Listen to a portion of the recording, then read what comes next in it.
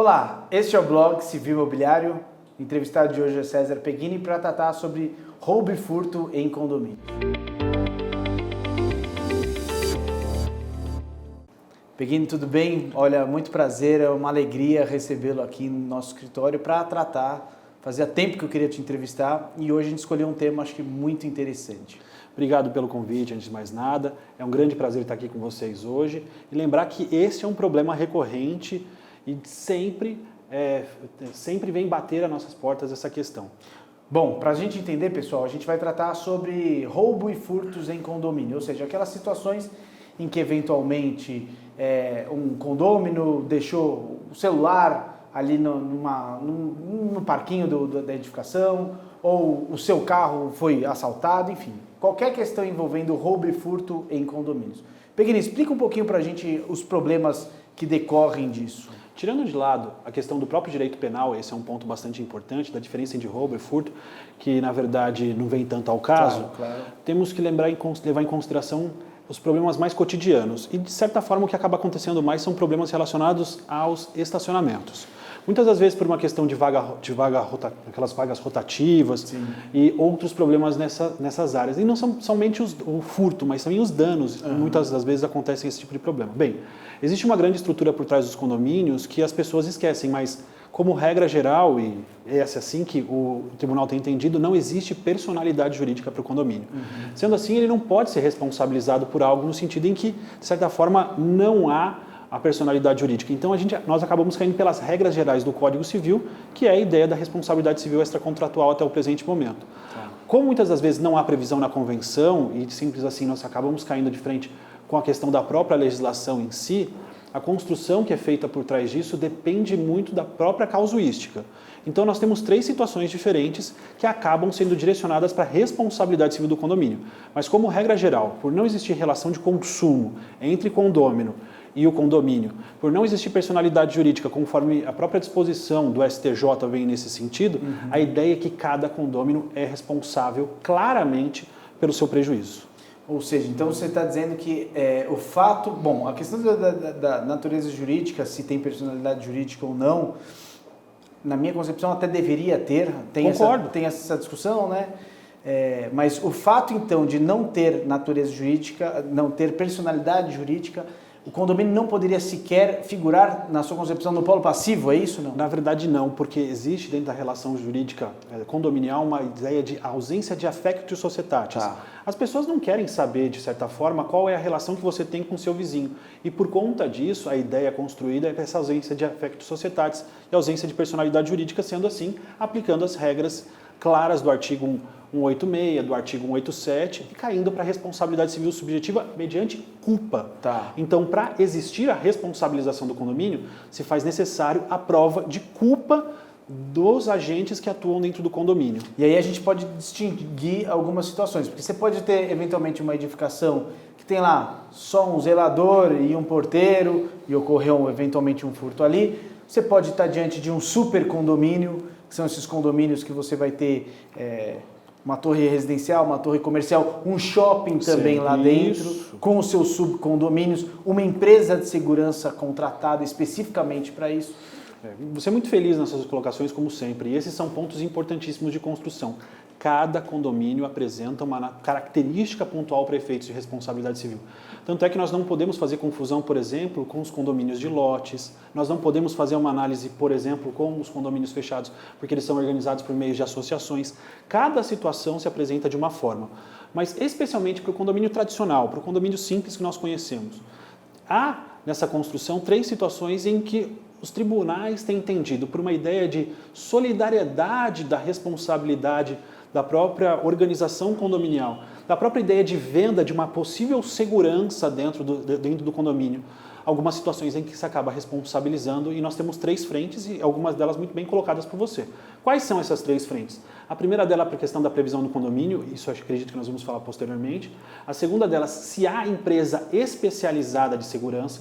E a terceira e a última situação, se houver culpa grave de preposto do próprio condomínio. Nessas 3 situações, nós podemos pensar em responsabilização por conta da própria construção dos julgados atualmente. Eu tive recentemente um caso que a gente trabalhava numa pós-graduação que eu sou coordenador, a gente tratava de um caso em que o corretor, autorizado por um dos proprietários, né, ele é efetivamente um corretor, mas ele estava ali com 2 comparsas ali. Então a ideia era, olha, vim aqui mostrar a residência aqui para esse casal e tal, e ingressaram lá e acabaram assaltando outra residência. A prova dos autos comprovou que as câmeras de segurança, embora existentes, não estavam funcionando. Nessa concepção, você acredita que há um dever, há uma falha no dever de segurança ou, eventualmente, o condomínio, porque foi autorizado pelo proprietário, não deveria responder? Pergunta perfeita, mais uma vez. Esse é um ponto interessante, que as câmeras de segurança não são feitas exclusivamente para segurança, e sim para, muitas das vezes, a ideia de observação do que acontece dentro do condomínio. Muitas das vezes são instaladas seguranças até mesmo em direções específicas de visão de fachada para a ideia de responsabilidade civil de objetos lançados. Então a ideia da câmera em si não é exclusivamente segurança e sim de vigilância muitas das vezes. A existência exclusiva de câmeras não traz a responsabilidade civil do condomínio. A ideia é saber se há uma empresa específica, existem vários no mercado, que trabalham com segurança. Porque essa é uma confusão muito comum existente dentro das organizações de condomínio. Fazer confusão de segurança com portaria, com zeladoria, são atividades distintas e, claro, se houver uma empresa de segurança, nesse caso, colocamos no polo passivo o condomínio e a empresa de segurança e a empresa de segurança acionada. É que você não pode fazer confusão, nesse caso, com portaria, com empresas de segurança específicas para fins de guarda patrimonial. Para a gente encerrar, Peghini, você mencionou que, eventualmente, se a convenção condominial tiver uma cláusula prevendo a responsabilidade, o condomínio responde. Mas em qualquer tipo de hipótese, ou seja na hipótese de mero furto, também vai responder? Fechamos com chave de ouro. Pelo seguinte motivo, nós temos 3 situações claras quanto à questão da convenção. E a assunção de responsabilidade, ela é silente, ela assume a responsabilidade ou ela simplesmente exclui a responsabilidade. Pelo formato padrão de convenção das incorporações que nós temos atualmente, é claro que a cláusula que se apresenta é exatamente pela renúncia da responsabilidade. Mas isso pode ser alterado de acordo com a convenção e, posteriormente, depois da Assembleia de Constituição. As pessoas que acabam participando disso não acabam incluindo porque cria uma responsabilidade civil muito maior. Claro. E a própria ideia de responsabilidade civil dentro dos próprios condomínios já é gigantesca por acidentes com funcionários, acidentes decorrentes da própria organização condominial. Mas o maior problema de roubo e furto dentro dos condomínios é por ausência de segurança pelos próprios condôminos. Esse é um ponto importante.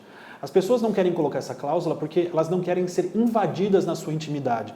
Se você coloca uma cláusula de responsabilidade no condomínio, eu digo, coloque, muitas das vezes você tem que simplesmente trabalhar com a segurança efetiva. Então, trabalhar com um sistema de cláusulas, principalmente em sistemas de entrada e saída de veículos, ligar a luz do veículo, abaixar os vidros, abrir porta-mala. E muitas das vezes os condôminos não querem saber disso. Eles querem simplesmente passar pela segurança e falar, opa, sou eu. Isso fragiliza demais a segurança dentro das áreas comuns e das unidades autônomas. Então, acredito eu, que por conta desse desconforto, os condomínios não acabam vendendo essa forma de responsabilidade objetiva constituída na própria convenção. Peghini, queria agradecer muito. Esse tema, quando eu fui a primeira vez fazer uma pesquisa a respeito disso, eu fiquei impressionado com o número de casos. Eu tive mesmo um cliente aqui que veio me visitar, fazer uma consulta, eles foram viajar, isso acontece com muita frequência, foram viajar no condomínio, 2 pessoas autorizadas por um dos proprietários entraram no condomínio, isso foi registrado, e aí começaram a rodar, bater de porta em porta, naquela porta que ninguém respondeu, eles foram lá, roubaram, estavam com malas, levaram.